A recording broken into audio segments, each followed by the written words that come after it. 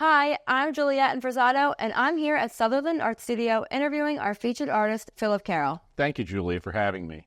Of course. So I would love to talk about your paintings on display today. Sure.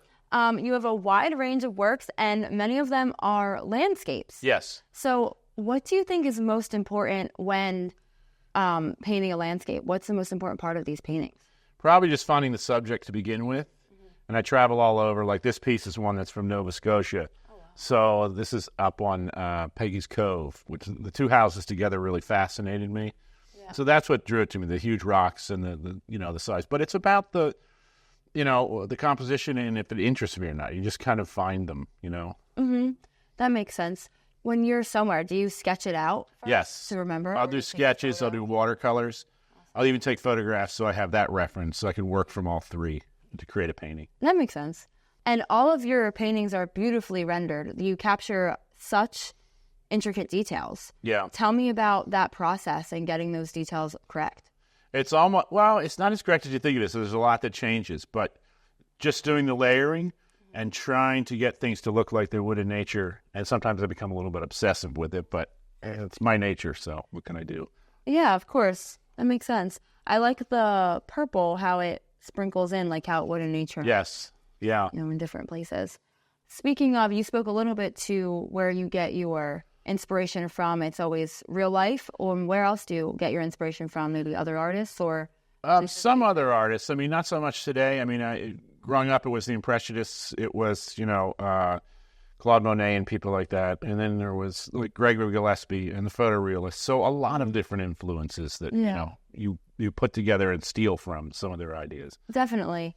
And do you think that you draw inspiration from nature as a whole or specific landscapes here and there? From a whole, because you're always studying it, so you want to be able to know what you're looking at. But, I pick and choose the areas I want to go to, and I enjoy going to Maine and places like that and rural Pennsylvania to paint. Yeah. That makes sense. I've noticed that you've done oil painting as well as watercolor. Mm-hmm. Which one do you prefer? The oils I think I like the most. The watercolors, I love them, and I've just gotten back to them, but they're more of a study medium for me. Okay. So I can make the mistakes there and figure out what I'm doing and then do it in a larger painting if I want. A larger watercolor painting or a larger oil? Be a larger oil painting. Okay. Yeah, so there are studies for that. So I don't want to make the mistakes here because then it takes too long. So I do that beforehand and figure out what I want to do for the composition. That makes sense. Have you always worked that way with oil over watercolor, or has that changed now? No, I used to work in acrylics, and then I started working in watercolor, big sheets for years. Yeah. And then I went to watercolor and gouache. And there was some oil in between, but I do mostly oils now. They're beautiful. Thank you. Of course. Well, are all of the paintings here today oil?